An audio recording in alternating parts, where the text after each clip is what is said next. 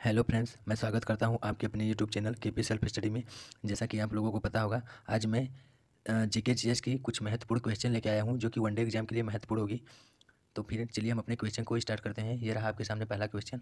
किस किस भारतीय राज्य में साक्षरता दर सबसे कम है? तो किस राज्य में साक्षरता दर सबसे कम है? तो इसका राइट आंसर होगा बिहार हो जाएगा। इसका राइट आंसर बिहार हो जाएगा। अब हम बात करें बिहार में कितना साक्षरता दर है, तो 61.8% साक्षरता दर बिहार में है। अब हम यही बात कर लेते हैं, सबसे अधिक साक्षरता दर किस राज्य का है? तो सबसे अधिक साक्षरता दर किस राज्य का है? सर्वाधिक साक्षरता दर किस राज्य का है? साक्षरता दर किस राज्य का है? तो केरल राज्य का है। किस राज्य का है? केरल राज्य का है। केरल राज्य का हम बात करें कितना है, तो 94% है। चलिए हम अपने अगले क्वेश्चन की ओर चलते हैं। ये रहा आपके सामने अगला क्वेश्चन। दक्षिण भारत की सबसे ऊंची चोटी है। दक्षिण भारत की सबसे ऊंची चोटी है तो कौन सी होगा? एवरेस्ट होगा, डोडा बेट्टा होगा, नीलगिरी होगी या अनाईमुड़ी होगी? तो इसका राइट आंसर अनाईमुड़ी होगी। इसका राइट आंसर अनाईमुड़ी होगी। इसका राइट आंसर अनाईमुड़ी होगी। हम बात करें दक्षिण भारत की सबसे ऊंची चोटी कौन सी होगी? तो अनाईमुड़ी होगी। कौन सी होगी? अनाईमुड़ी होगी। अनाईमुड़ी होगी। अब हम बात करें एवरेस्ट की। अगर हम बात करते हैं एवरेस्ट की, तो हम बात करें एवरेस्ट की, तो एवरेस्ट की ऊंचाई कितनी है? एवरेस्ट की ऊंचाई कितनी है? 8,848.86 मीटर ऊंचाई है। अब हम बात करें डोडा बेट्टा। डोडा बेट्टा किसकी सबसे ऊंची पर्वत चोटी है? तो डोडा बेट्टा किसकी सबसे ऊंची पर्वत चोटी है? तो डोडा बेट्टा किसकी सबसे ऊंची चोटी है? तो नीलगिरी की सबसे ऊंची चोटी डोडा बेट्टा है। नीलगिरी की सबसे ऊंची चोटी यह क्या होगा? डोडा बेट्टा होगा। क्या होगा? डोडा बेट्टा होगा। अब हम बात करें अगले क्वेश्चन की। ये रहा आपके सामने अगला क्वेश्चन। 2022 में राष्ट्रीय खेलों की मेजबानी कौन राज्य करेगा? 2022 की मेजबानी कौन राज्य करेगा? Option A Uttarakhand, option B Kerala, option C Sikkim, option D Meghalaya. तो 2022 में राष्ट्रीय खेलों का मेजबानी कौन करेगा? तो मेघालय राज्य करेगा। कौन करेगा? मेघालय करेगा। मेघालय करेगा। अब हम बात कर लेते हैं उत्तराखंड की। अगर हम बात कर लें उत्तराखंड की, हम बात करें उत्तराखंड की, तो उत्तराखंड के वर्तमान सीएम कौन है? वर्तमान सीएम कौन है? तो त्रिवेंद्र सिंह रावत हैं। कौन है? त्रिवेंद्र सिंह रावत हैं।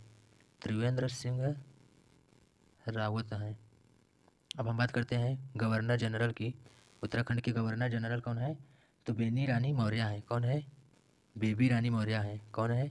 बेबी रानी मौर्य हैं। बेबी रानी मौर्य। अब हम यही बात करें उत्तराखंड की राजधानी क्या है? तो उत्तराखंड की राजधानी दो है, एक देहरादून है और एक गैरसैंण है।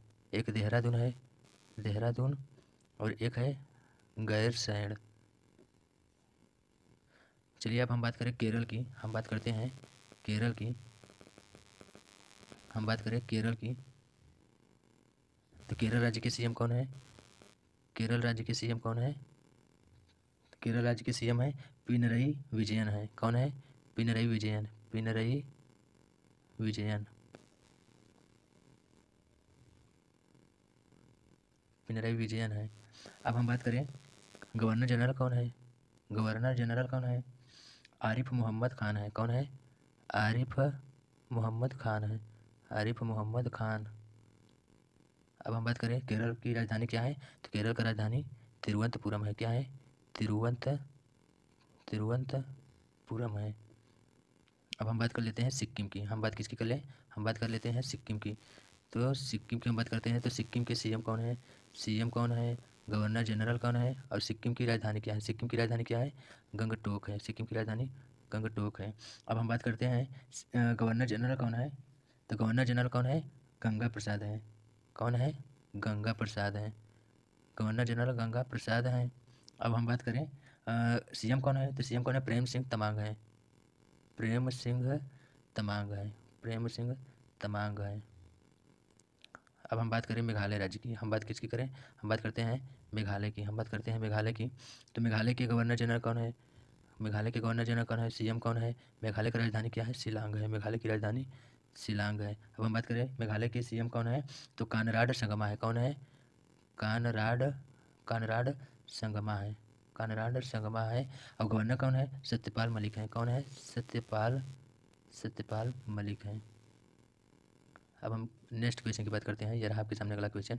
कंप्यूटर के प्रोसेसर में निम्नलिखित भाग होते हैं। कंप्यूटर के प्रोसेसर में निम्नलिखित भाग होते हैं, तो इसका राइट आंसर कौन होगा? तो इसका राइट आंसर ऑप्शन सी होगा, मेन मेमोरी और स्टोरेज होता है। क्या होगा? मेन मेमोरी और स्टोरेज होता है। तो इसका right answer main memory and storage होता है।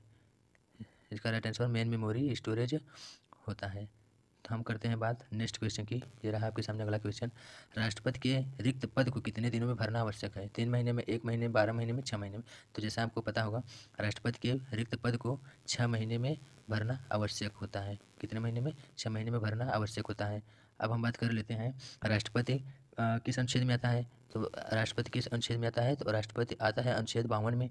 हम बात करें राष्ट्रपति की आयु कितनी होती है, राष्ट्रपति बनने की न्यूनतम आयु कितनी होती है? तो न्यूनतम आयु 35 वर्ष होती है। अब हम यही बात कर लेते हैं राष्ट्रपति का कार्यकाल कितना होता है। तो कार्यकाल कितना होता है? 5 वर्ष होता है। कार्यकाल कितना होता है? 5 वर्ष होता है। अब हम बात करें अगले क्वेश्चन की। ये रहा आपके सामने अगला क्वेश्चन। 2 बार माउंट एवरेस्ट फतह करने वाली पहली महिला है। 2 बार माउंट एवरेस्ट फतह करने वाली पहली महिला है।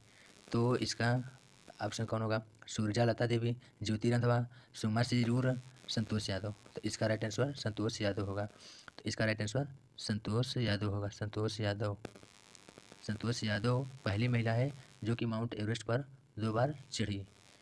अब हम बात कर लेते हैं माउंट एवरेस्ट पर चढ़ने वाली पहली भारतीय महिला कौन है। माउंट एवरेस्ट पर चढ़ने वाली पहली भारतीय महिला कौन है? तो बछेंद्री पाल है। पहली भारतीय महिला कौन है? बछेंद्री पाल है। पहली भारतीय महिला कौन है? बछेंद्री पाल है। अब हम बात कर लेते हैं माउंट एवरेस्ट पर चढ़ने वाले सबसे कम उम्र के व्यक्ति कौन है। और हम यही बात कर लेते हैं बछेंद्री पाल किस वर्ष गई थी? तो 1984 ईस्वी में माउंट एवरेस्ट पर चढ़ी थी।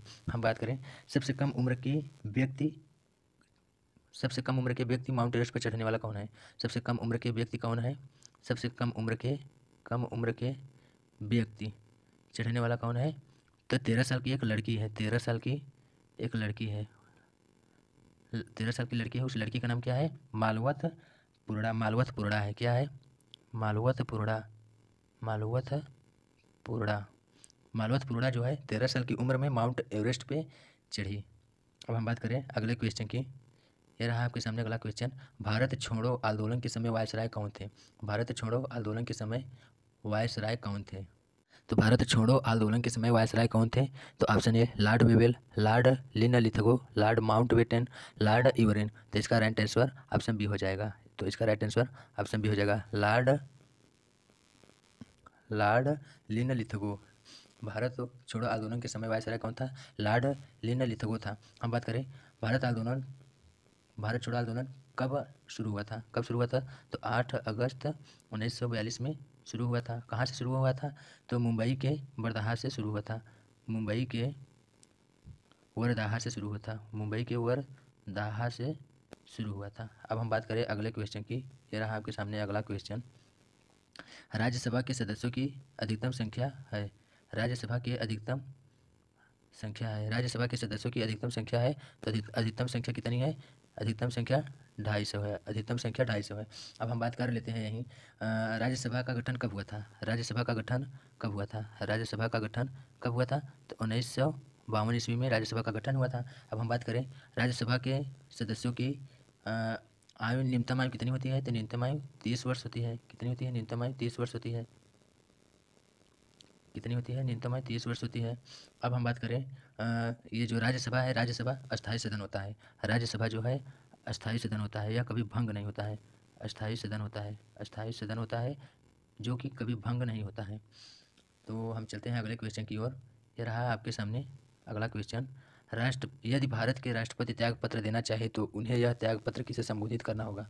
यदि भारत के राष्ट्रपति त्यागपत्र देना चाहे तो उन्हें यह त्यागपत्र किसे संबोधित करना होगा? भारत के मुख्य न्यायाधीश, प्रधानमंत्री को, कि उपराष्ट्रपति को, कि अध्यक्ष को? तो इसका राइट आंसर उपराष्ट्रपति होगा। तो भारत के राष्ट्रपति अपना त्यागपत्र किसे संबोधित करते हैं?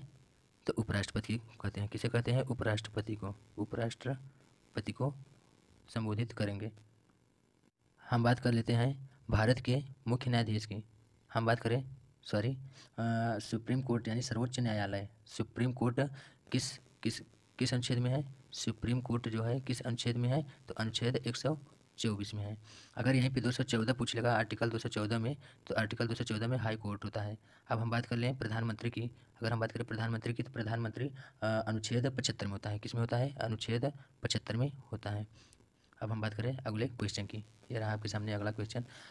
अस्पृश्यता उन्मूलन किस अनुच्छेद से संबंधित है? अस्पृश्यता उन्मूलन किस अनुच्छेद से संबंधित है? ये तो सबको पता होगा। तो इसका राइट आंसर ऑप्शन बी हो जाएगा। इसका राइट आंसर ऑप्शन बी हो जाएगा। इसका राइट आंसर ऑप्शन बी हो जाएगा, अनुच्छेद 17। अस्पृश्यता उन्मूलन किस अनुच्छेद से संबंधित है? तो अनुच्छेद 17 से संबंधित है। अब हम बात कर लेते हैं अनुच्छेद 20 की।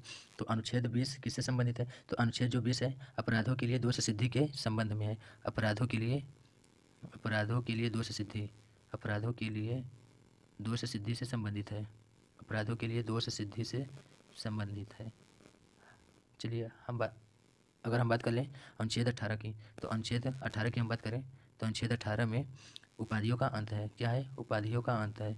उपाधियों का अंत है। अब हम बात करें अनुच्छेद 19 से 22 की। अनुच्छेद 19 से 22 की हम बात करें तो अनुच्छेद 19 से 22 में क्या है? स्वतंत्रता का अधिकार है। क्या है? स्वतंत्रता का अधिकार, स्वतंत्रता का अधिकार है। अब हम बात करें अगले क्वेश्चन की। हम बात करते हैं अगले क्वेश्चन की। तो बस आज के लिए बस इतना ही क्वेश्चन में अगर कुछ गलती हो गई होगी तो कमेंट बॉक्स में ज़रूर कमेंट करें, और अगर क्वेश्चन अच्छा लगे तो लाइक एंड सब्सक्राइब जरूर करें। हमारे डिस्क्रिप्शन में लिंक है टेलीग्राम का, टेलीग्राम को ज्वाइन करें और इस क्लास की PDF प्राप्त करें। जय हिंद, जय भारत।